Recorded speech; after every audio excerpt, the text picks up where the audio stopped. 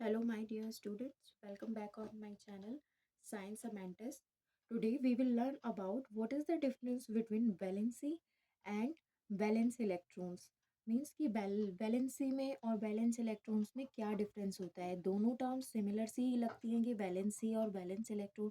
बच्चे बहुत ज़्यादा कंफ्यूज हो जाते हैं when they are finding valency and valence electron. दोनों को वो सेम ही सिमिलर समझ के उनका सेम ही आंसर लिख देते हैं, but that will be wrong. देखिए वैलेंसी क्या होती है। Valency can be define as the capacity of an atom of an element to form chemical bonds is known as its valency. यानी कि किसी भी एटम की वो टेंडेंसी कि वो दूसरे एलिमेंट के साथ कितने नंबर ऑफ बॉन्ड्स बना सकता है खुद को स्टेबल करने के लिए, उस कैपेसिटी को, उस टेंडेंसी को हम वैलेंसी बोलते हैं। यानी कि लिथियम जब खुद को स्टेबल कर रहा होगा तो वो कितने नंबर ऑफ बॉन्ड्स बनाएगा दूसरे एलिमेंट के साथ, तब जाकर वो स्टेबल होगा। सिमिलरली सारे एलिमेंट्स के साथ यही सीन होता है कि वो कितने बॉन्ड्स को फॉर्म कर सकते हैं। अब ये बॉन्ड्स कैसे फॉर्म होते हैं, या तो वो इलेक्ट्रॉन्स को लूज करेंगे या फिर वो इलेक्ट्रॉन्स को गेन करेंगे। यानी कि खुद को स्टेबल करने के लिए वो या तो एक इलेक्ट्रॉन या दो इलेक्ट्रॉन या तीन इलेक्ट्रॉन को या तो डोनेट कर देंगे या फिर क्या काम करेंगे, वो गेन कर लेंगे। जितने नंबर ऑफ इलेक्ट्रॉन्स वो डोनेट करेंगे या गेन करेंगे, वही उनकी क्या हो जाती है, बैलेंसी हो जाती है। और वही डिसाइड करते हैं कि कितने नंबर ऑफ बॉन्ड्स ये एलिमेंट पर्टिकुलर किसी कंपाउंड को फॉर्म करने के लिए बना सकता है। अगर मैं बात करूं लिथियम की, लिथियम का एटॉमिक नंबर होता है 3। 3 होता है एंड इसकी वैलेंसी हो जाती है +1। +1 हो जाती है, +1 हो जाती है, इट्स मीन ये एक इलेक्ट्रॉन को लूज कर देता है खुद को स्टेबल करने के लिए। अब जब एक इलेक्ट्रॉन को लूज कर देगा, इसका मतलब एक बॉन्ड फॉर्म कर लेगा किसी दूसरे एलिमेंट के साथ और कंपाउंड फॉर्म कर लेगा। यही इसकी क्या हो जाएगी, वैलेंसी हो जाएगी।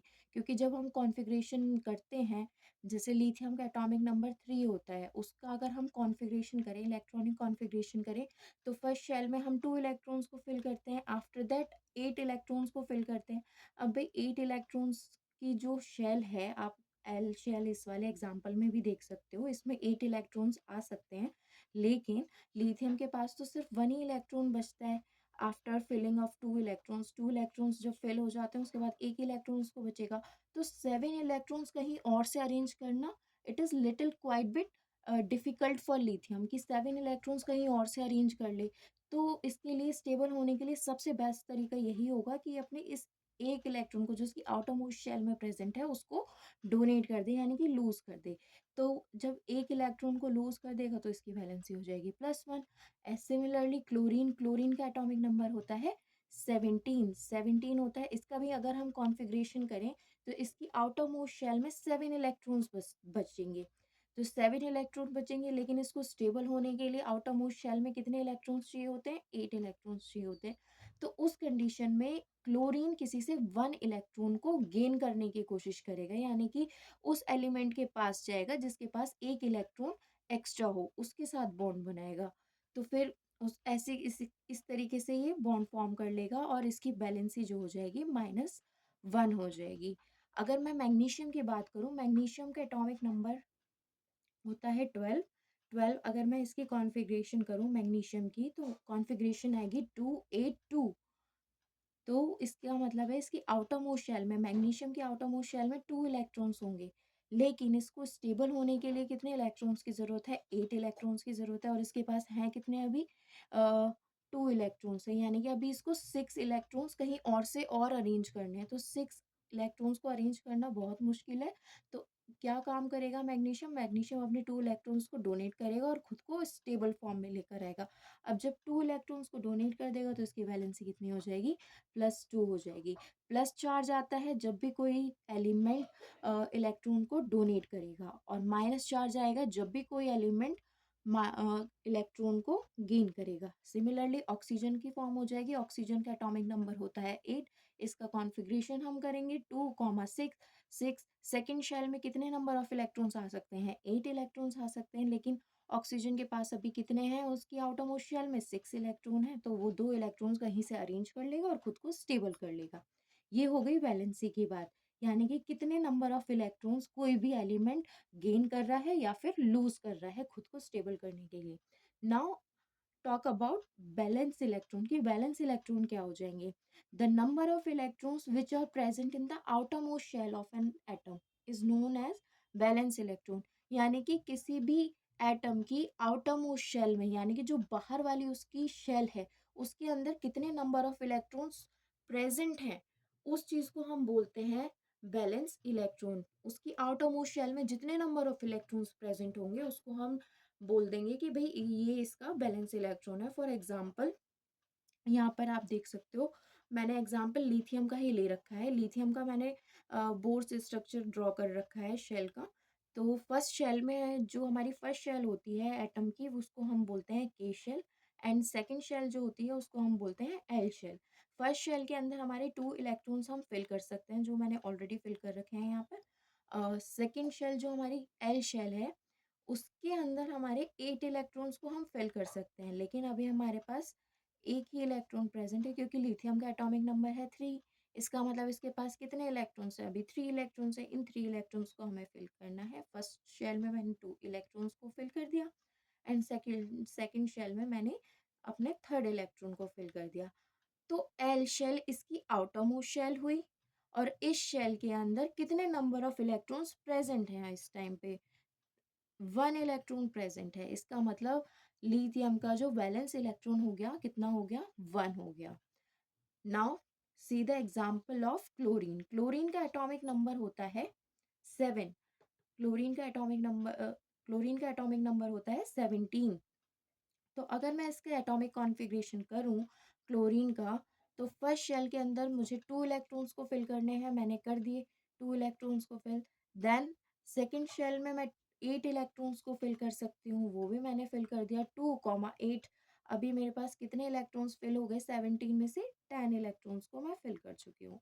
अब मेरे पास कितने इलेक्ट्रॉन्स बचे? 7 इलेक्ट्रॉन्स बचे, जो मेरी कौन सी शेल में जाएंगे? एम शेल में जाएंगे। हमारा 2n² रूल कहता है कि किसी भी एटम की आउटर मोस्ट शेल में, जो उसकी आउटर मोस्ट शेल होगी, उसके अंदर 8 इलेक्ट्रॉन्स ही हम फिल कर सकते हैं। तो आइए देखते हैं कि हम कितना, हमारे आउटर मोस्ट शेल में कितने इलेक्ट्रॉन्स प्रेजेंट हैं। 1, 2, 3, 4, 5, 6, 7। यानी कि क्लोरीन की आउटर मोस्ट शेल में कितने इलेक्ट्रॉन्स प्रेजेंट हैं? अभी 7 इलेक्ट्रॉन्स प्रेजेंट है। ये इसकी आउटर मोस्ट शेल है, और इसके अंदर जितने नंबर ऑफ इलेक्ट्रॉन्स प्रेजेंट हैं, यही इसके क्या हो जाएंगे? वैलेंस इलेक्ट्रॉन हो जाएंगे। आई होप कि आपको समझ में आ रहा होगा कि वैलेंसी में और वैलेंस इलेक्ट्रॉन में क्या डिफरेंस है। यानी कि जो इलेक्ट्रॉन हमारे किसी भी एटम की आउटर मोस्ट शेल में प्रेजेंट होता है, उसको तो हम बोलते हैं valence electron. And the tendency of an atom to form bonds is known as valency. यानी कि किसी भी एटम की वो टेंडेंसी, वो कैपेसिटी किसी दूसरे एलिमेंट के साथ बॉन्ड फॉर्म करने की, उसको हम बोलते हैं वैलेंसी। यानी कि कितने नंबर ऑफ इलेक्ट्रॉन्स को वो डोनेट कर सकता है, कितने नंबर ऑफ इलेक्ट्रॉन्स को वो लूज कर सकता है या फिर गेन कर सकता है, इस चीज को वैलेंसी बोलेंगे। And the number of electrons which are present in the outer most shell of an atom is known as its valence electron. आप देख सकते हो कि यहाँ मैंने हाइड्रोजन H2O का स्ट्रक्चर बना रखा है। H2O means 2 hydrogen and 1 oxygen. Oxygen की वैलेंसी -2 होती है। -2 का मतलब है ये 2 इलेक्ट्रॉन्स को गेन करने की टेंडेंसी रखता है, यानी कि लेने की टेंडेंसी रखता है।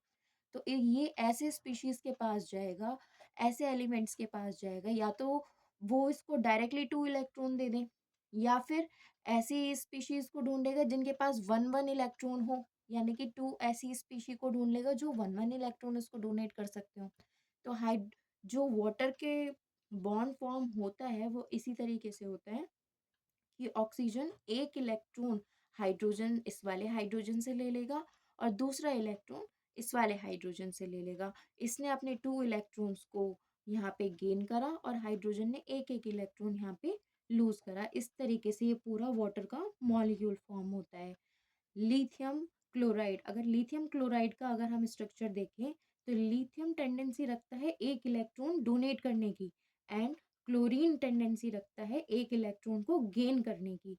तो इन्होंने क्या करा, लिथियम ने एक इलेक्ट्रॉन क्लोरीन को डोनेट करा, और क्लोरीन ने एक इलेक्ट्रॉन को गेन करा।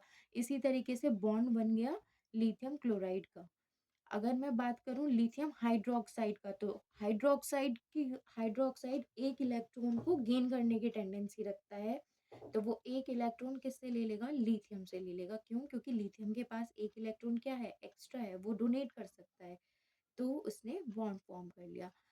वैलेंसी की वजह से ही हमें पता चल पाता है कि कोई भी एटम, कोई भी एलिमेंट कितने नंबर ऑफ बॉन्ड्स बनाने की कैपेसिटी रखता है, या कितने नंबर ऑफ बॉन्ड्स वो फॉर्म कर सकता है। अगर आपको ये वीडियो सही लगी हो, अच्छी लगी हो, तो प्लीज़ लाइक कर दीजिए, subscribe my channel and please hit the bell icon. Thank you.